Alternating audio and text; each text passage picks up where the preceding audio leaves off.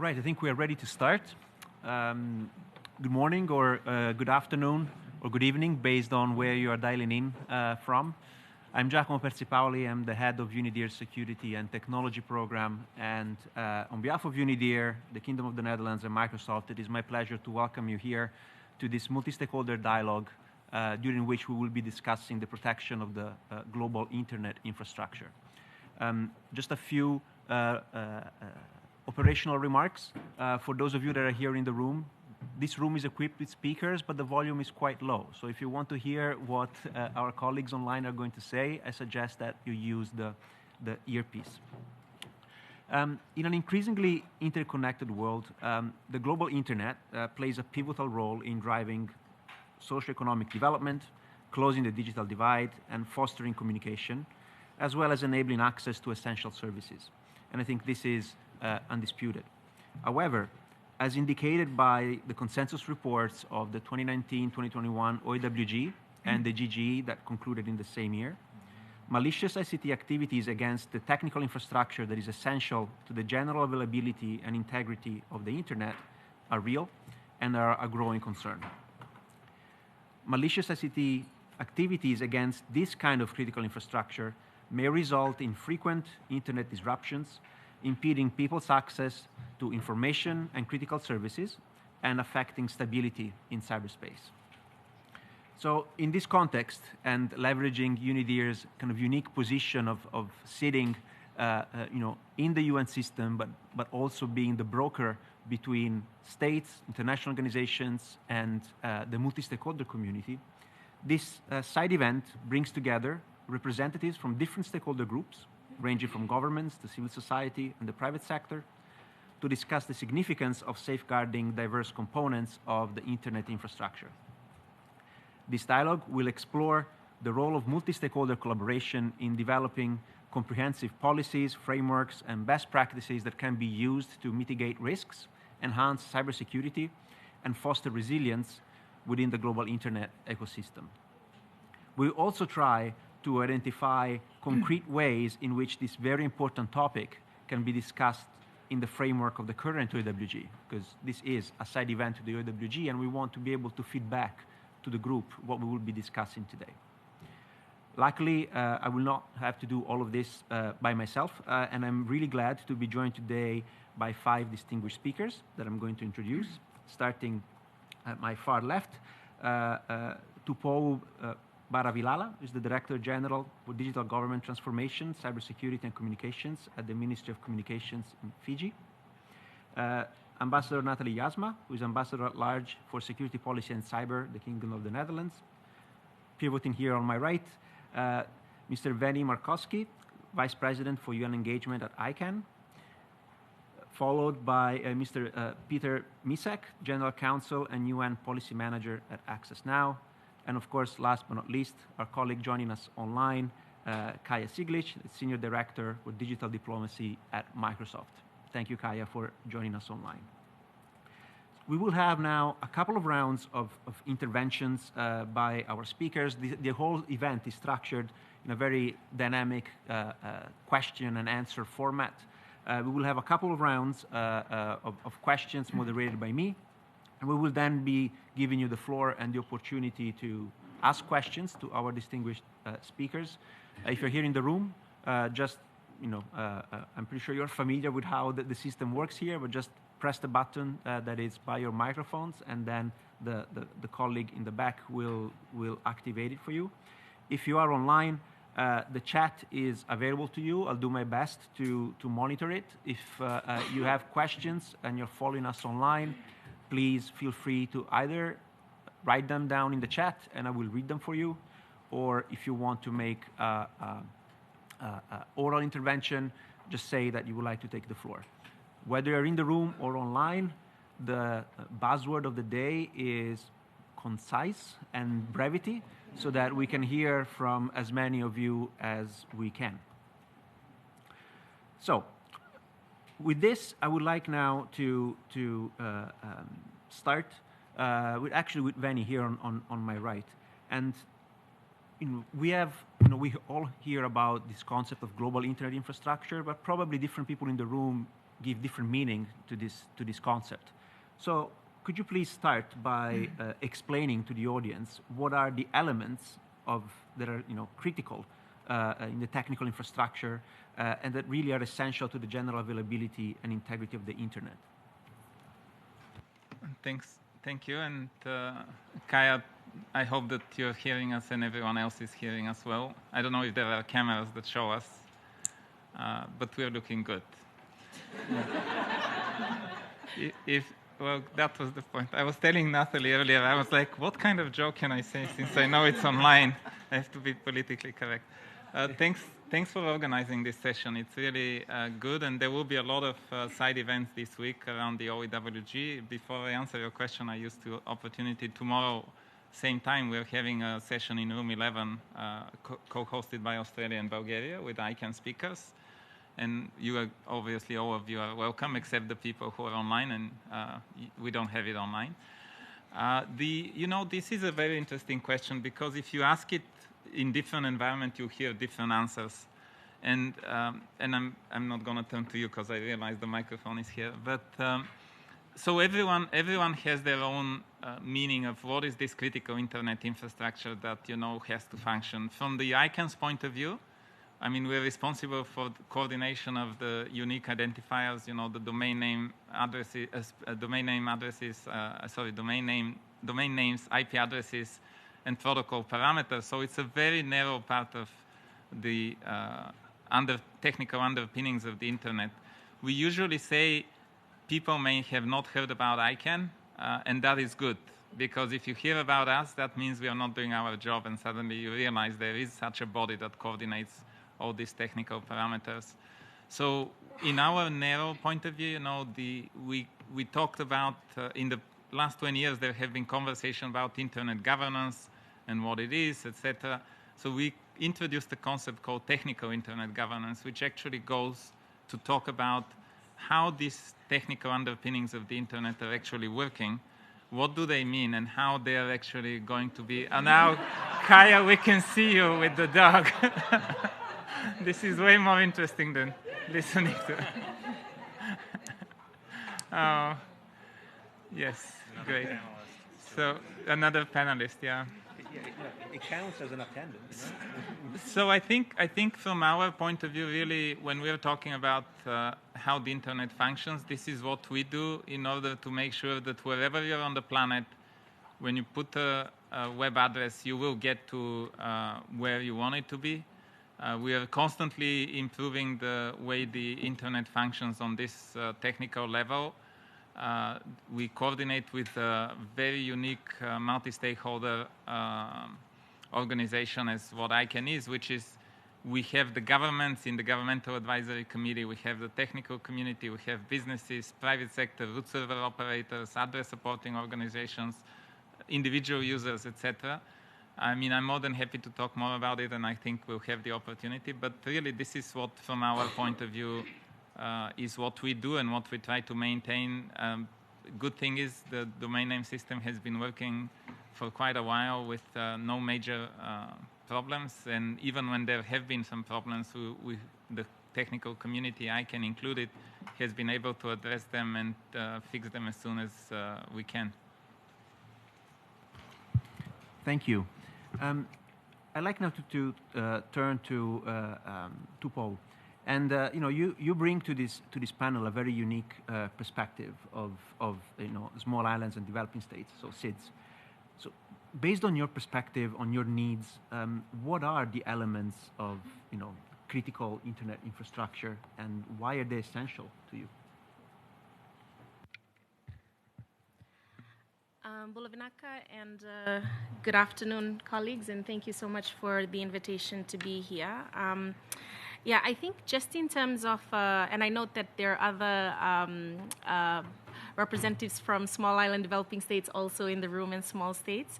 I think with regards to, if you're talking specifically about the region where I'm from, in terms of the small island developing states, we're just starting our journey with regards to, evolving or moving into a more digital society. So for us, this is critically important because our first priority is to ensure meaningful connectivity to our people.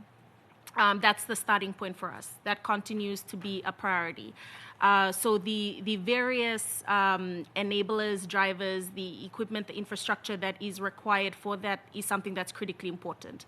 With that being said, because we're in the early stages of our digital transformation journey, the expertise that is required for something as developed and evolved compared to other more developed states, that's something that is lacking. We acknowledge that. We acknowledge that we are majority, users of these technologies. So it's critically important when we talk about the security of the supply chain. When we talk about we're connecting, small island developing states to this whole big ecosystem. So if we take Fiji, for example, we have 6 to 7 active connections if we're talking about the fiber cable connectivity. We have 95% connectivity coverage within Fiji.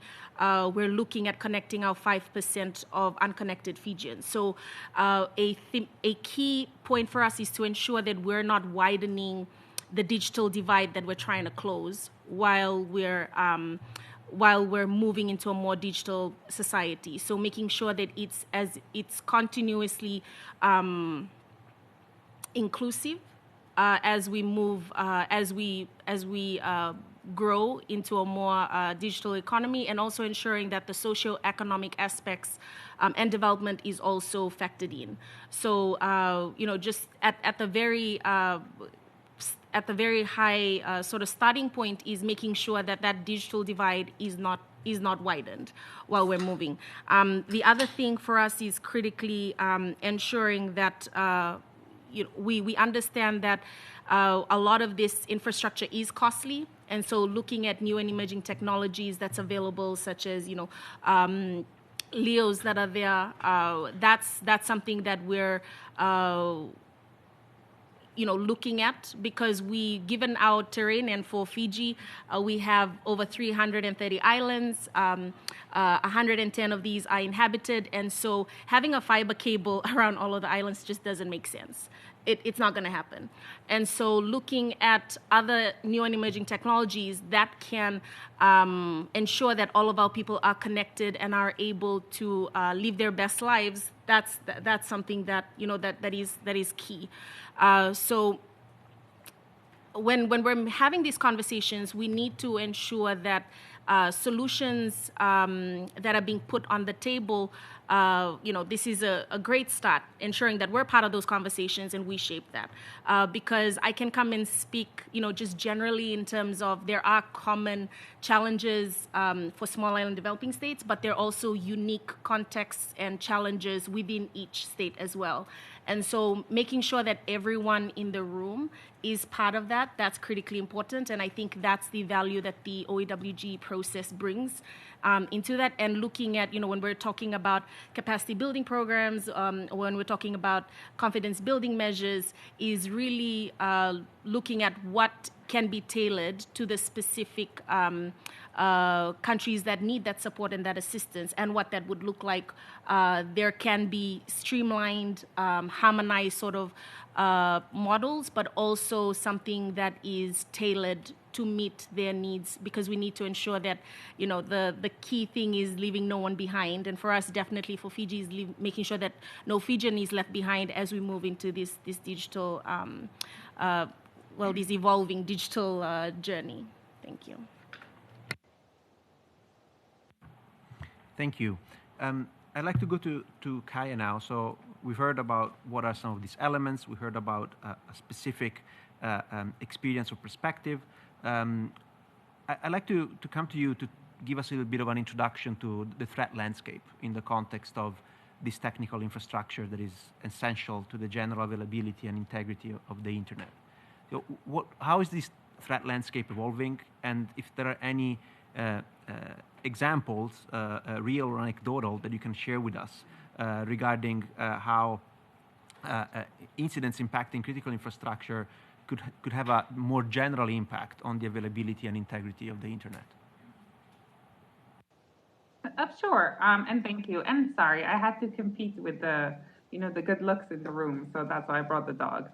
But maybe to start really quickly, for us, I think the definition of the critical of sort of the public internet core very much lies in the definition of the Global Commission on Protection of Cyber Stability of Cyberspace, which is probably about 5 years old now, but sort of touches upon all of the elements that we talked about, including DNS, packet routing, forwarding, transmission media, software and data centers, but also physical assets that make the internet work, such as submarine cables and space assets.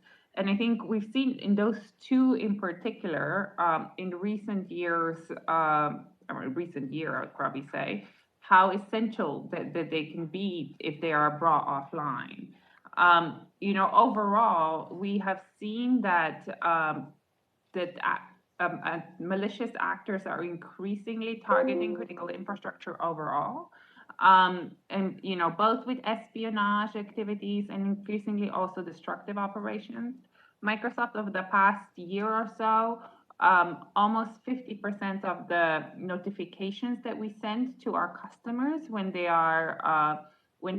been targeted or they've been breached by nation-state actors went to critical infrastructure organizations. So that's a really high percentage, a really high number. And that's why we think it's really important that we have this conversation and we talk about how to protect them and strengthen them, as well as how to ensure that these become a little bit more off limits. The threats are varied, right? We'll see. I think for instance, the submarine cables, there's threats from natural disasters. I think this was last year, right? If we think about Tonga, where there was a volcano and underwater volcano, if I remember correctly, and it severed one of the cables. The internet access was offline completely for I think almost close to 5 weeks. And and it's not just a question of going online and searching for things, but we often forget how reliant our modern economy, but also just the social delivery of social goods of our government services is on the internet today. So not being able to access financial, medical, or other emergency assistance were all some of the contributions. So you can have the natural disaster, and that was one of the examples. But obviously, the cables can also be disrupted by other malicious actors. I think, particularly in light of sort of recent wars, the threats have become much more acute. And I don't mean here just the Russian invasion of Ukraine, but we've seen that Saudi has bombed a landing station in Yemen a couple years back. And then on the other hand, we've also seen how the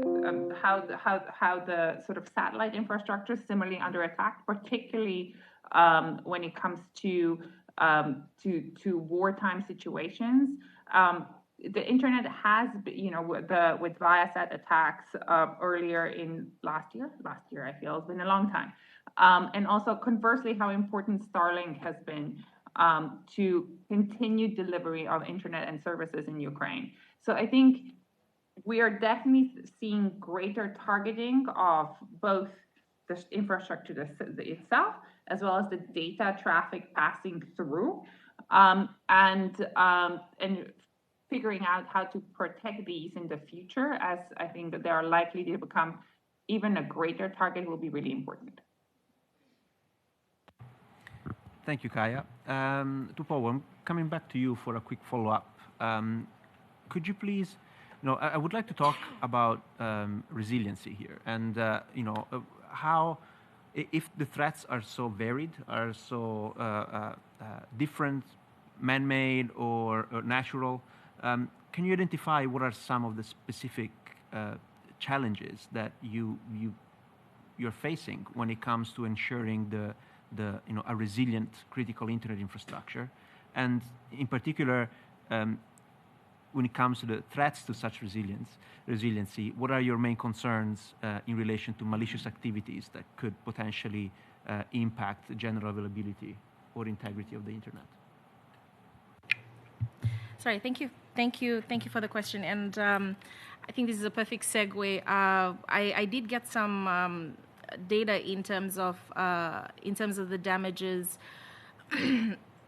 with specifically when we're talking about fiber submarine cables. And so the research that I've seen is that they've quoted it as 14% of damages to submarine cables is due to natural disasters, and that's something that we've seen in very recent years.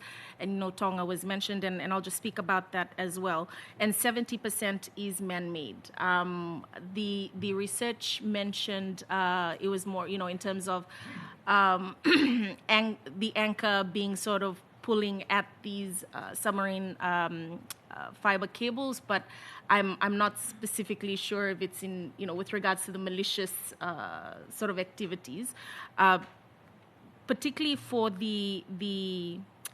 those two, when you're talking about man-made and the cases that we've seen, which is a fishing vessel that comes to a no anchoring zone, then just drops their anchor, and then severs the submarine cable connectivity. In Tonga in 2019, they did have an incident where it was a fishing vessel that had dropped an anchor. It took them roughly 14 days to be able to recover from that. Tonga again in December of 2021 had the natural disaster element where it was a volcanic eruption and a tsunami, which then severed, I think it was quite a significant amount of cable. Even today, and even up till a few months ago, 2 months ago, when I was going for even regional meetings, to be able to fully recover from that's something that is, takes time. And so that in itself is one of the challenges that we see. My understanding is that there is only one company that services our region. So if this company is in another part of the world, that island nation, will be sort of waiting, or will need to look at other technology. It's great now that we have satellite technology that is available, and we saw that with with Tonga when they had their last one in 2021. So they were able to. Starlink was able to then get an Earth station in Fiji to be able to very quickly provide that support. Very recently, in 10th of May, Solomon Islands had their domestic fiber cable severed. The domestic cable and the international cable were 50 meters, in terms of they were next to each other. It was a fishing vessel that came. But, the point is that the time that it takes to be able to repair it and to be able to then have that access to connectivity, the impact of that is quite large and varied. And so, one of the key challenges that we have is making sure that we're able to, as we're building all of these international connectivities, that we have those ancillary sort of components also be factored in. So making sure that that we're able to have, whether it's the material close by, or whether you have more service providers being able to provide that to the region. I think that's one of the key challenges that we see. But it's also an opportunity, for there to be further engagement, further collaboration in terms of the way forward, because what we saw is that not having access to information, not having access to those critical services, and as more small island developing states, now get more digital, so all of their services are now online and not manual, we also need to ensure that we don't create sort of a single point of failure as well. And that's where the redundancy and resiliency comes in. And so even for Fiji, I mean, we do have redundancies that are there in terms of the fiber cables, but if what happened in Tonga, if there was an incident at the cable landing station, all of those resiliency wouldn't matter. So we need to also think about these other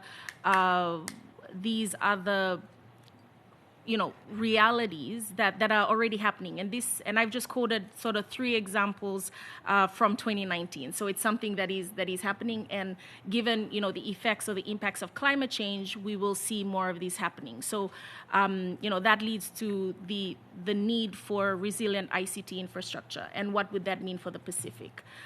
Because we can look at man-made sort of impacts and attacks, and that's and that is there. But for the Pacific, given that we're at the cold face of sort of climate change, and we see all of this across all of our nations, that we need to really have those discussions now, and that needs to be part of what we're looking at, because this is a lived reality, and it continues to and if we don't do that, then it would further enhance the existing vulnerabilities that is already there for small island developing states.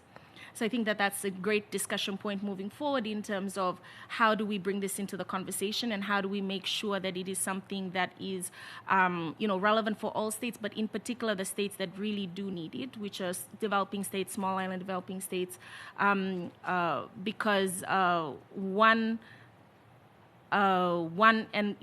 natural disaster can take us back so many years and really undo the progress that has been done. And that is one thing that we need to also build resilience into. Thank you. Thank you. Peter, I'm coming to you now. Thank you for being so patient. What is your perspective on the main concerns when it comes to the malicious activities that may impact the general availability or integrity of the internet? Thank you. No problem. No, this has been really informative so far. So from Access Now's perspective, I can generally say we do focus more on the man-made disruptions and threats to the availability of access to the open and secure internet and related services.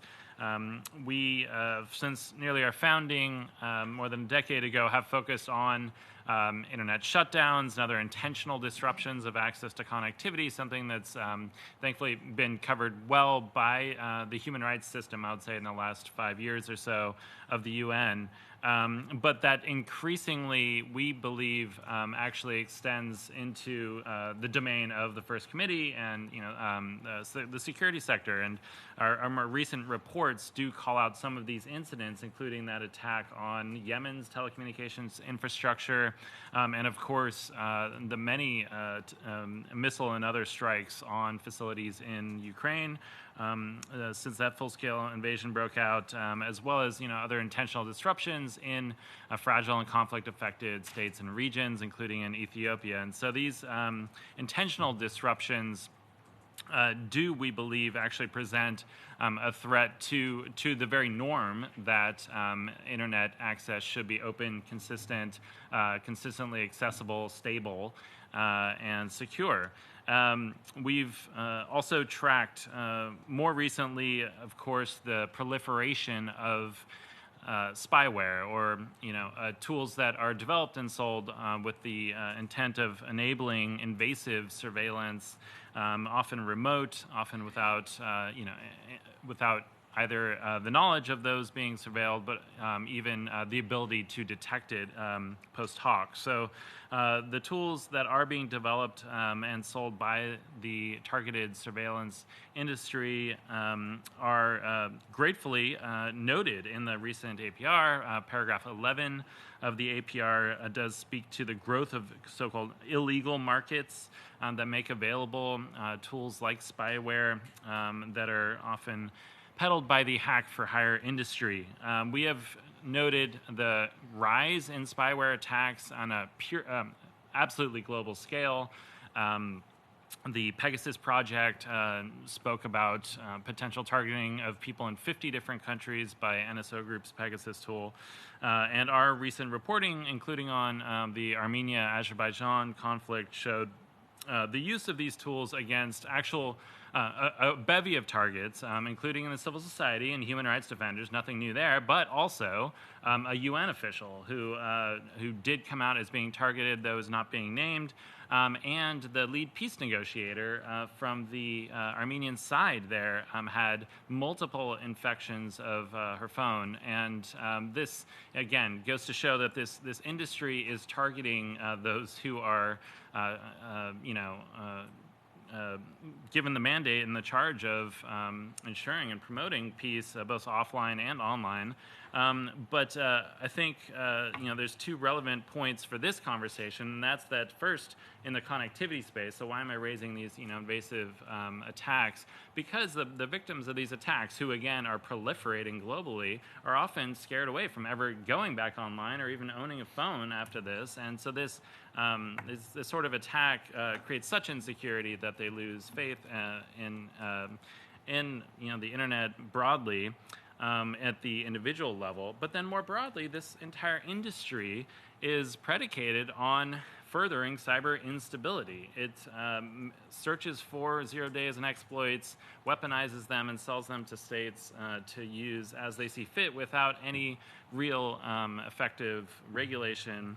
And that's why we are really glad to see this note in the APR and kind of further draw attention to the report of the Working Group on Cyber Mercenaries by the OEWG, which called on the OEWG to exhibit leadership in understanding the human rights impacts of cyber mercenaries. So, we're really specifically calling on this body to leave no safe space for the spyware sector and to acknowledge its impacts on connectivity. Thanks. Thank you. I would like now to pivot and a little bit the discussion and focus more on actions that can be taken to increase or enhance the protection of the critical infrastructure and the general availability of the internet. And in the interest of time, because I'm conscious that we need we have a little bit more than 20 minutes left, I kindly ask you to revise your notes and maybe keep it to a minute or a minute and a half maximum. I would like to start with you, Veni, and what different stakeholders are playing a different role in the protection of this critical infrastructure. So, from your perspective, what do you think that the role of non-governmental organizations or the technical community should be? Thanks, and I just turned off my tablet so that I don't read the notes. But I think, again, within the context of ICANN and the technical community in general, we are a product of the development of the internet as it happened. Nobody was planning that the internet will become what it is today, and therefore we constantly had to adapt. Like the work that ICANN is doing today was done 30 years ago by a single person. Obviously, a single person today cannot do that work because you have so many different things, different domain names in different scripts, and IP addresses are now IPv4, but also IPv6, and protocol parameters, etc. So what we have created is actually that multi-stakeholder model of governance of the organization itself, ICANN.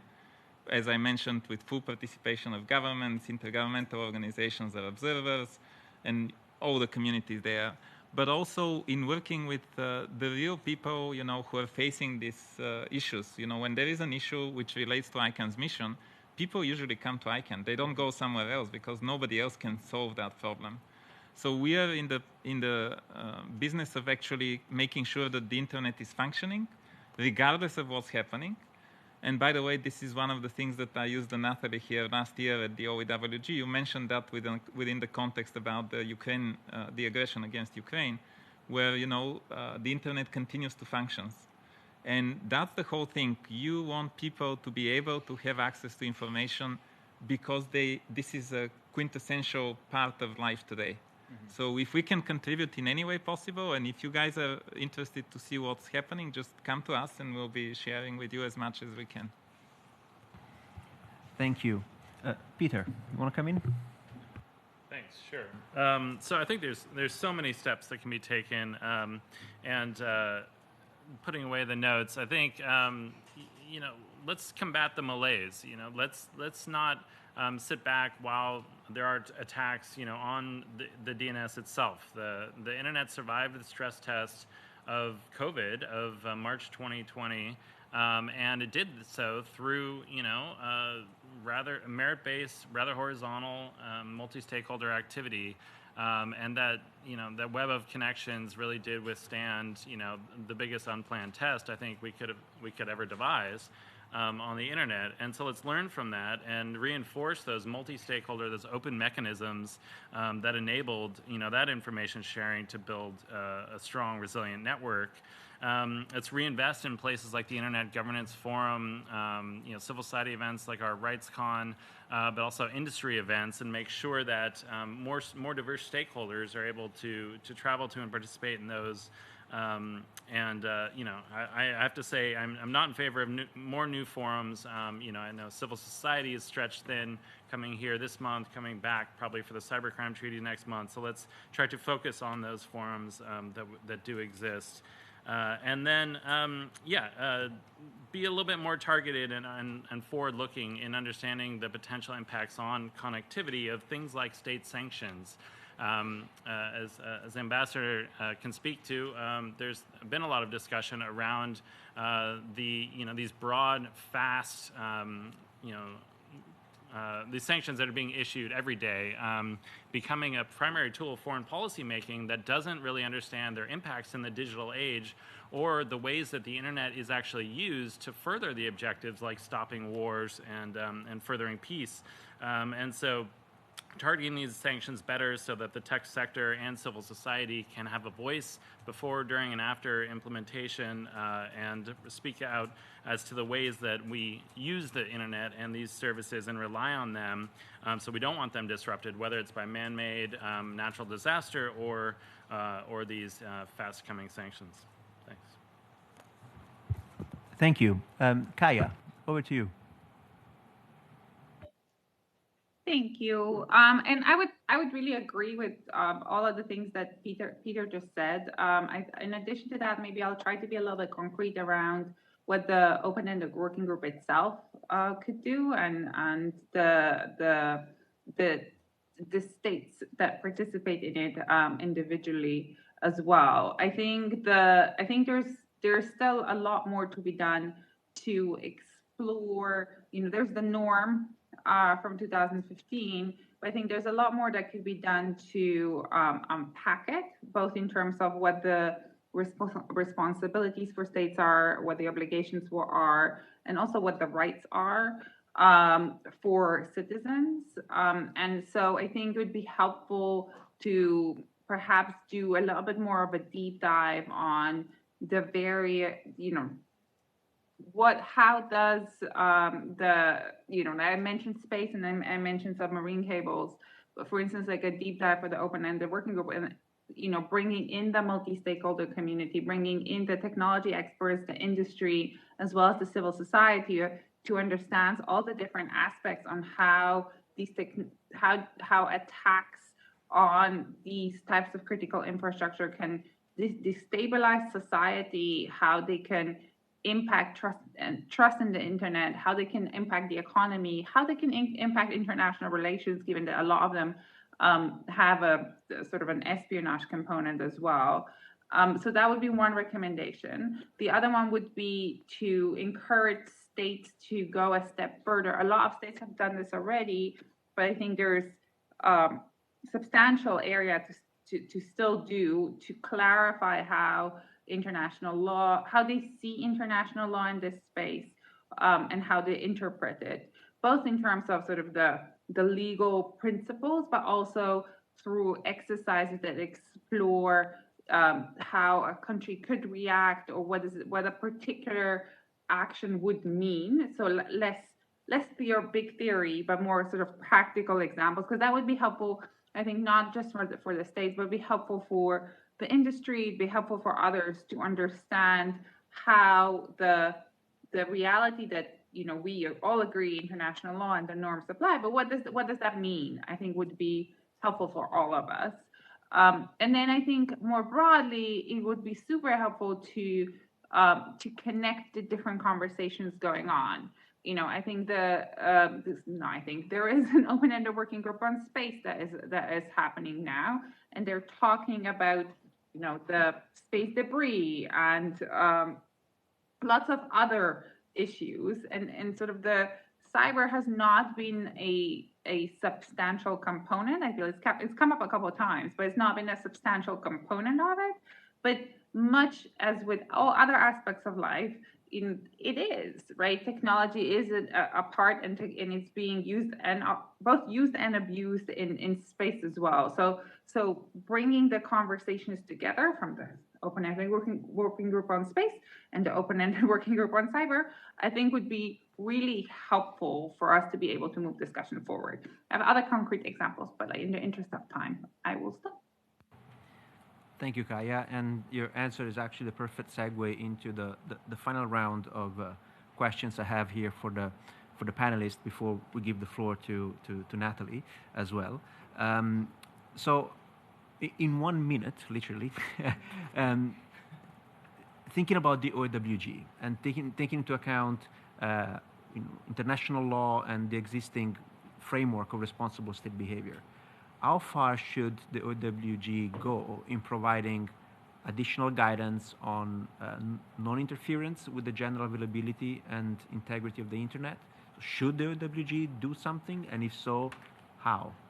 I know it's a big question for a minute, but it's a. 30 seconds. Tupo, you want to start? You have something to say? Thank you. Yeah, I think that's. I mean, we're very optimistic in terms of what the OEWG and the platform that it provides for making sure that our voices are heard, that our priorities are heard. Because in order for this, in order for there to be tangible progress, it needs to make sense for all of the states, and it needs to make sense also at a national level. I mean, I'll bring it down to to what we mean at home. So if we're talking about critical infrastructure and critical information infrastructure, we've seen that a lot of states have strategies and policies that's already there, it's already defined. That's not something that you see in developing states, smaller and developing states. So at a very sort of tangible level, having conversations or more, common understanding, enhancing common understanding in terms of identifying the CIIs, the various sectors, what does it mean to be able to not just protect it, but to be able to ensure its resilience. And I think practical conversations, sharing of experiences, but also, not just technical expertise, but also ensuring the training of relevant people within our countries to be able for it to be sustainable. So, something that we usually see is, yes, there can be technical assistance come in, will help you do your CII, will draw up the roadmap and everything. But then in terms of the sustainability of it, ensuring that there is training for the people, because at the end of the day, people, and I usually say these people are at the heart of what we do, but people are also behind these technologies that exist. And so for us, it would really be looking at what are those tangible sort of outcomes that can ensure that for small and developing states, we can go back and make sure that this is something that can be implemented nationally, but also ensure that it is sustainable for us. So I think that would be one of the key things that we're looking to see. Thank you. Thank you. Benny, you said 30 seconds, so I'm going to... 30 seconds. Good. So first of all, I think the group can actually come with something as a guidance or recommendation that whatever measures are going to be taken to fix whatever problems governments believe exist, the measures should not interfere with the technical functioning of the internet. Because if that happens, then we will have a fragmentation of the internet, which currently at the technical level doesn't exist. The second thing is, of course, consensus. The group is driven by consensus, so obviously this will be the driving force behind it, so we count on that. And that's it. 30 seconds. Great, thank you.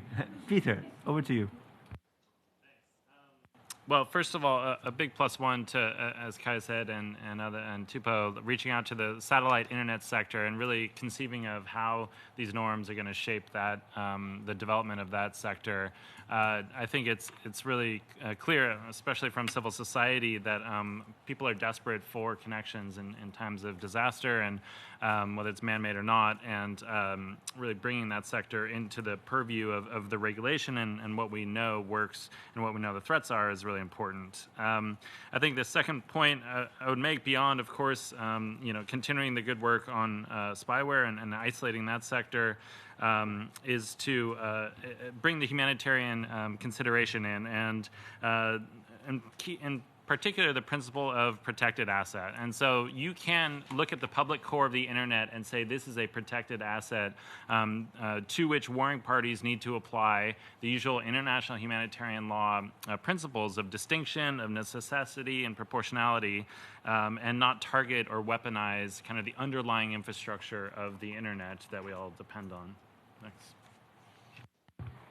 Thank you. So we have a couple of minutes to get take any questions from the floor before we give Natalie the opportunity to wrap up. I see Gabriela. Okay, please.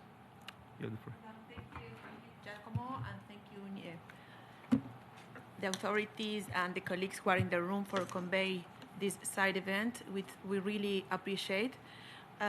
In our case, unfortunately, the civil society is not still in the meetings, but we need to have them. I think it's a complementary information that we need to exchange between both sides, because of course we are not technicians and we are not an expert in cyber itself, but we have to provide the frame for the private sectors, universities, and etc., to work with. We have to give the rules because they are very important things related to this matter, and no one here is naive what this is about and why we can convey sometimes bigger commitment from the part of the state. We are talking about international security, we are talking about international law, we are talking about many things, and most of the companies and the private sector are providers. So, and they see what is going on, and the maluse also is from individual people who is there. For that, I think that we have to go on working together. It's very important to have the inputs. I think sometimes in these meetings that we have so many and sometimes we don't have even time to listen to each other, it's very important for us, the opinions of the social society, to listen to them. Of course, should be more active, the interaction. We have to find a way to do that, but I think it's very positive. Unfortunately, we need to see, that is something that I want to say also in our statement today, that the regional, from our region, unfortunately, when we see the civil society in the list that is being participating in the event, is not here. So that is part of the state to promote.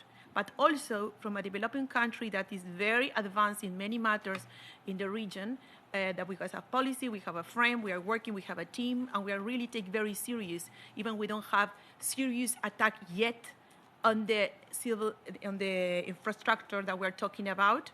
We have had in some governmental sectors, and we are working very, very hard on that. And it's difficult sometimes because we have to arrive to some point in certain level, but on the other hand, we also have to have the civil society working together, and sometimes it's not easy for us. So to have all of you who are there and universities and academics to have around, I think provide us a lot of information that is useful. To have the frame, not to interfere. I think that's the idea. Have a frame of regulation for all the states, small and big. Not, of course, we are not naive, as I said before, that we're a state and there's things going on. But in our case, that small countries, developing countries, we really want to support a very equilibrated justice cyberspace for everyone, state and individuals. Thank you. Thank you. Please. Tech ambassador for Poland. First of all, thank you for arranging this meeting. We're always learning about the same things from new perspective. Valuable. 3 very short comments, 1-sentence comments. Number 1, Poland belongs to the group of countries which believes in sanctions, but we also belong to the group of countries that when we propose new sanctions, we don't want to interrupt the function of internet. That's a basic thing. And we exchange the looks with Natalie here because we're working on similar solutions. Number 2, we still believe in sanctions, and we want to enhance the European Union capacities in the sanctions regimes, but we want them tailored towards ICT sector in a wise manner. That's why we need a lot of support from the private sector where the expertise sits.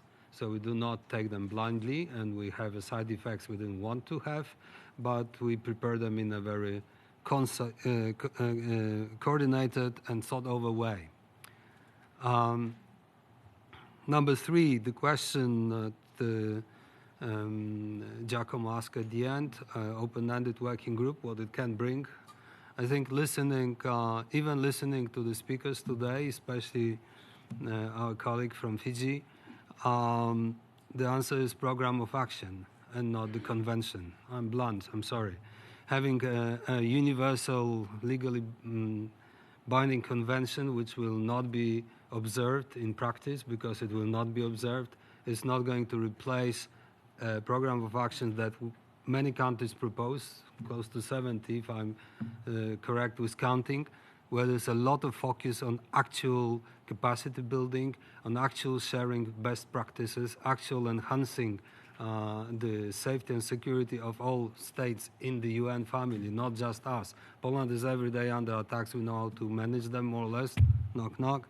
But it's about the majority of countries because cyberspace is one. And the last is the question to the private sector.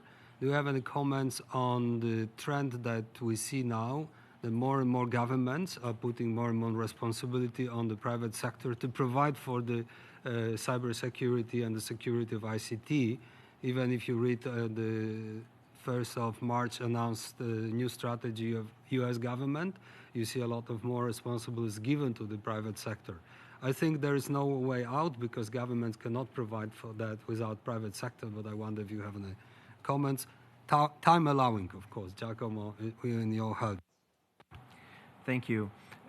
So I will, if everyone is okay, we're just going to extend this meeting by a few minutes, probably 5 minutes or so, because I think there were many points that were raised, and also want to take a moment to go over the questions that were asked in the chat online. We haven't forgotten about you, colleagues following us online.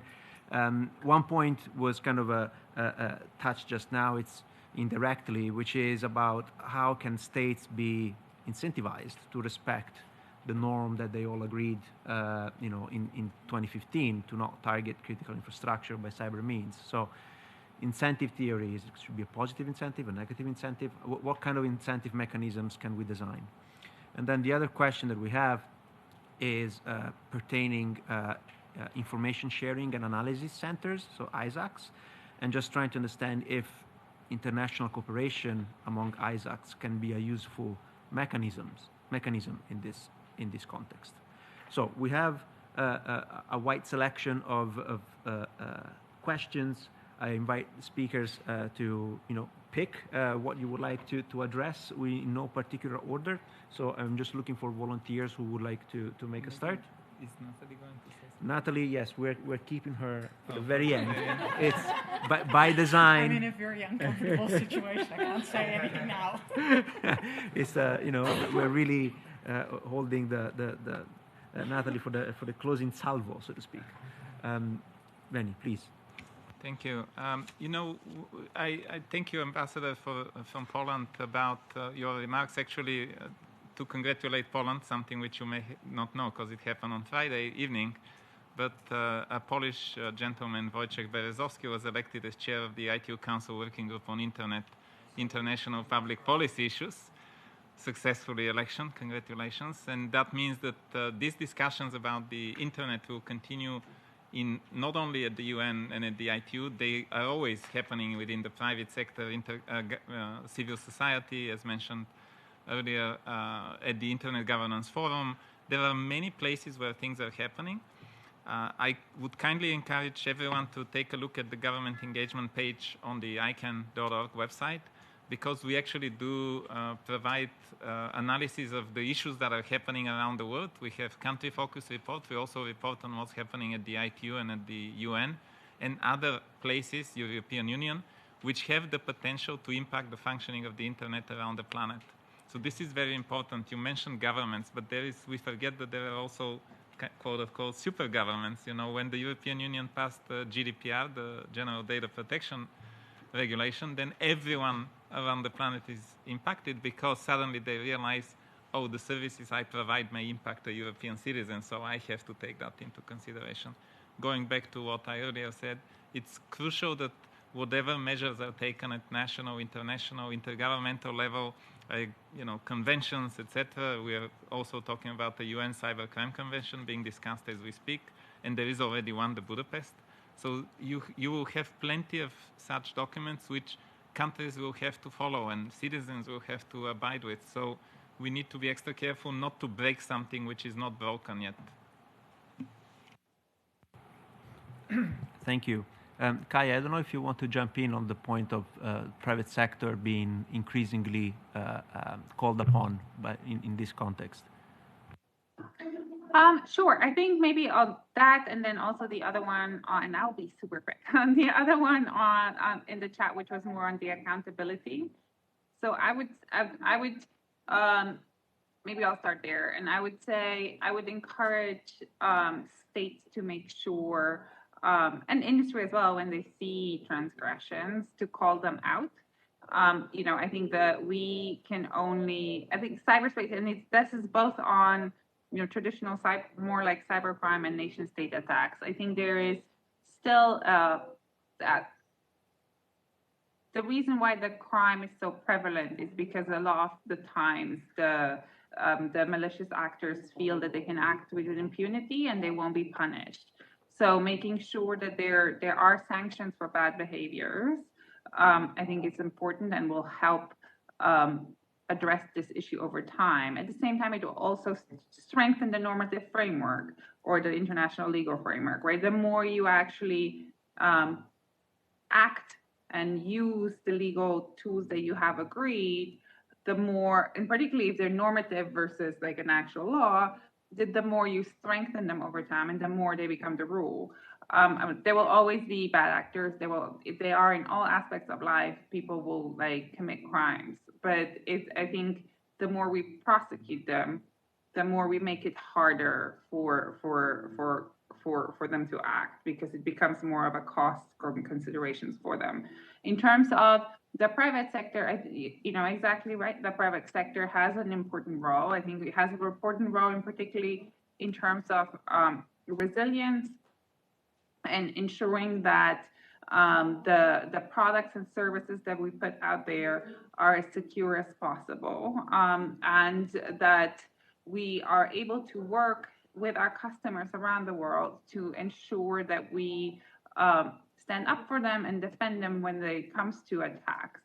I think the over time, the relationships between the private sector and the governments will change. I think will have to change, given that how ingrained technology is in, like it was mentioned earlier, all aspects of our lives. And I think that means that we need to expect both the private sector to stand up in terms of acting responsibly, but we also need to work to, both work together to evolve good best practices or good practices to improve security, and to improve security not just in the developed economies, but also, as it was mentioned earlier, work across the board on capacity building for all societies around the world. Then some of them are more advanced in thinking about the sort of the regulatory aspects in particular in this space. And then we also need to expect for the governments to continue to push regulations, hopefully smart regulations that help us all collectively sort of raise up and become more secure over time. Thank you, Kaya. And finally, Natalie, I come to you. You have heard, and we've heard today, a very wide range of concerns, of ideas, of proposals, of recommendations. Where do we go from here? How can we, I'm not asking you to summarize, I'm asking you to take us to the next step. So where do we go from here? How can we use this wealth of knowledge and feed back to the OEWG? Yeah, thank you very much, Giacomo, and thank you all for a very rich discussion, which I very much appreciate, and I hope all of us. Of course, when we, our starting point, I think, here is the norm in the OEWG and GGE reports, and that's the technical infrastructure essential for the general availability or the integrity of the internet, colloquially referred to as the public core. And we started our discussion on sort of the what are the elements here, and Kaya briefly referred to the Global Commission on Cyberstability. I think that is essential to keep in mind. Sort of there has been work done on what exactly do we define as the public core, and I like the recommendation in terms of unpacking the norm further, but to start with sort of a joint understanding of how do we define the public core. So please, for those who are interested in it, have a look at that norm that was really clearly described by the Global Commission. It's still online to shape your own thinking. I think, furthermore, it has been very when we talk about the protection of the public core, I think Fanny made a very clear comment here. It's not so much about protecting as in states protecting the public core. It is about non-interference. I mean, we all know that the internet has flourished because of a multi-stakeholder model. We should not interfere in the way the internet has been established, is being governed. That having said, as a policymaker, I also see in a day-to-day situation that sometimes when governments want to make decisions, they find it really difficult to comprehend what does it mean not to interfere with the public core. So this is something that we may want to look at when we start to unpack the norm further. Then perhaps let me see. I think Peter made the point really clearly that interference with the public core, it's not only a matter of the rising threats, but also the trust in the internet and in digital products in general is at stake. So that could have enormous impact on our economies, on our populations. And so we need to keep that in mind. It is not a minor issue. It is really, I think, huge. So when we talk about concrete steps forward, it's, of course, we have this week, as in short term, and then we have the next 2 years ahead of us. And I think we should make that distinction. And I think this week we could perhaps already be more specific when we are making our interventions on having more in-depth discussions on critical infrastructure. I mean, Tupo, you have been very, very clear on the unique situation of Fiji. But every country is unique, but your geography is really unique. But being so specific on sort of the identifying what is critical infrastructure, critical information infrastructure, and what is it that is of concern could be sort of a good way to then shape our conversation for the next 2 years to go into a more deep dive, as was suggested. When we go into more deep dives, I'm wondering, like, how can we tackle the resilience part, especially what Tupo said about redundancy, more traditional redundancy, but also perhaps innovating our way out of the issue. The reference to satellite connectivity was made, perhaps other developments that could actually help with the redundancy is something, and that also links to the conversation that we already saw happening this morning a little bit about new technologies, that it also offers opportunities.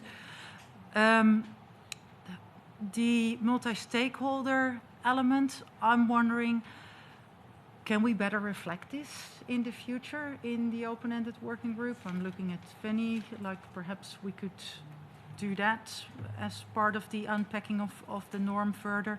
And then a suggestion was made to also look at the legal perspective and the capacity building perspective on the norm, which I think is also a very interesting perspective to sort of follow up on. Then more as a general remark, and that was also, I think the link was also made this morning when the deputy of Ms. Nakamitsu did his opening remarks, and that was the connections with other initiatives, and especially the new Agenda for Peace that was referred to. I think we should keep an eye on the discussions that are going on in other fora, the Summit of the Future, the Global Digital Compact, and then the new Agenda for Peace, ITU, but also more multi-stakeholder fora, and where in all these fora, it's all about the continuity of the internet, and that is really at stake. But for now, I think further unpacking of the norm and coming with clear recommendations. What does it mean when we say the protection of this technical infrastructure? It means non-interfering. So what does that really mean? Yeah. Thank you. Thank you, Natalie. I think I've probably used up all of my bonus points as moderator to extend this meeting even further.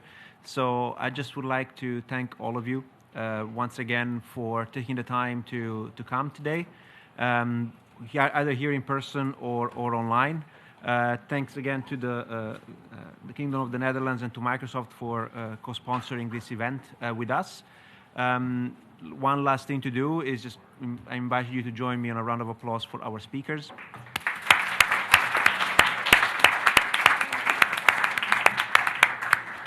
And with that, I wish you a great rest of the day. Thank you.